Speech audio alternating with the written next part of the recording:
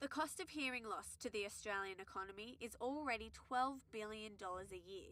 With this number on the rise, it is no wonder that new research is looking at the cause and what has changed for this generation. A new report by Australian Hearing says that social factors, as well as exposure to dangerous noise levels, are crucial elements to hearing loss. At Abbotsford Family Practice, young patients come into the clinic for a hearing test. There's a little bit of a concern that there is actually a little bit of hearing loss in that ear. Whilst majority of people believe that the cause of hearing loss occurs at birth or during old age, the most significant single cause in Australia is exposure to loud noise. Of course, continual exposure to loud music of that sort can of course lead to deafness. Young people aged 18 to 35 are the ones who are most at risk. More than 60% of young Australians have experienced a ringing in their ears after being exposed to loud music. This ringing is known as tinnitus. Tinnitus is a symptom described by patients which is usually described as a high-pitched ringing in the ears.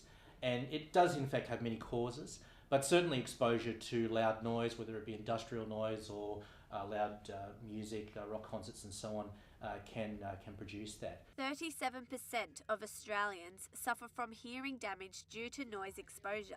This is largely due to the levels of noise from nightclubs, live concerts and personal stereos. Scott Tonkin, a 21-year-old from Concord, has experienced these troubles firsthand. Mr. Tonkin is a DJ, which means he is constantly exposed to dangerous levels of music. After a long night out DJing at a club, he experiences the symptoms of tinnitus. Some nights I come home at 5, 6 in the morning and my parents are in bed and they try and talk to me, but I can't hear them because my ears are ringing. If it's the same night or maybe a little bit of the morning after, I might ask you twice to repeat yourself. Research shows that listening to anything over 85 decibels causes hearing loss. In nightclubs, it can reach up to 106 decibels. Noise at this level causes damage after 15 minutes. Young people, although recognising the connection between loud noise and hearing loss, do not see themselves at risk or simply don't care. This has definitely been the case for Mr. Tonkin. It doesn't worry me at the moment. I'm not that concerned about it, but I suppose in a few years' time when I'm coming home and my ears are ringing for the next few days, I think it'll start worrying me then. Eventually people will notice, but I don't think anyone really takes notice while they're young. It's a pretty ignorant age. The new report shows that this lack of awareness has a lot to do with peer influence, as it has become a social norm. Megan Gilliver from the National Acoustics Laboratory has worked with researchers on this hypothesis. She believes this generation holds a particular attitude towards noise levels. One of the things that changes people's motivation or affects their motivation is what they think that their peers are doing and what is acceptable within the group. And so we've been looking a little bit about what people's attitudes are, but also what attitudes they think their peers hold. People's reports of their own listening levels differed from what they thought their peers would listen, the levels that their peers would listen at.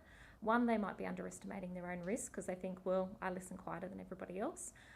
Or potentially they could be thinking, well, I listen at this level, but everybody else listens a lot louder. Perhaps I should be trying to increase my volume to try and match what my peers are doing. Yeah, people have this belief that there's a social norm that people are listening at or participating in noise in a certain level, and maybe that's not actually accurate. What they're perceiving other people doing is perhaps not actually what's happening, and that misperception can create a bit of a problem. Everyone loves raging to loud music, so you never go to a party and hear people say turn the music down. It's always turn the music up. Everyone loves to hear it. Everyone wants everyone else to hear it. So I mean that kind of peer pressure. Research into links between hearing loss and social factors are relatively new on the scene. The research conducted tested 486 participants. Results showed that due to social factors, people are unaware of the damage that they are exposed to. Despite this research, not all are convinced. Dr. Lim believes that listening to loud music does not have to do with your peers. Young people encourage each other to play music very loudly. I think young people just naturally like to have their music loud. I think that's not necessarily a peer thing, but it is a generational thing.